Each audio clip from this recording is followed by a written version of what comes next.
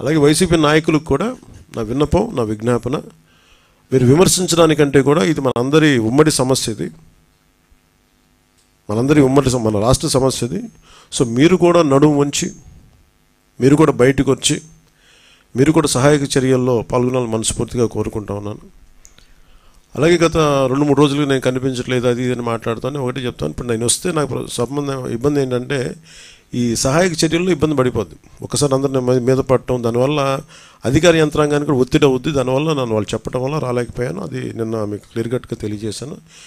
ఇంకా దీన్ని విమర్శించాలని ఎవరన్నా వైసీపీ నాయకులు అనుకుంటే భవిష్యత్తులో ఎప్పుడైనా సరే మీరు నాతో పాటు రావచ్చు, ఎక్కడికైనా సరే నాతో పాటు నా కాన్వాయ్లో తీసుకెళ్తాను మిమ్మల్ని, నాతో పాటు నడవండి.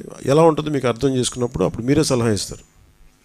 అందుకని దయచేసి దీన్ని ఒకసారి మీ దృష్టికి తీసుకొస్తాను. కానీ విమర్శించే వైసీపీ నాయకత్వానికి ఎవరికైనా సరే రాష్ట్ర ప్రభుత్వం చేస్తున్న ఈ చర్యల మీద ఎవరన్నా విమర్శించదలుచుకుంటే వాళ్ళందరికీ కూడా ఫస్ట్ మీరు సహాయం చేసి మాట్లాడండి.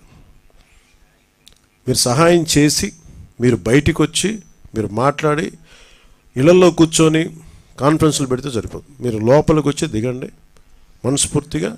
అలాంటి పరిస్థితులు అంటే మేము కూడా మాతో కలిసి తీసుకెళ్తాం.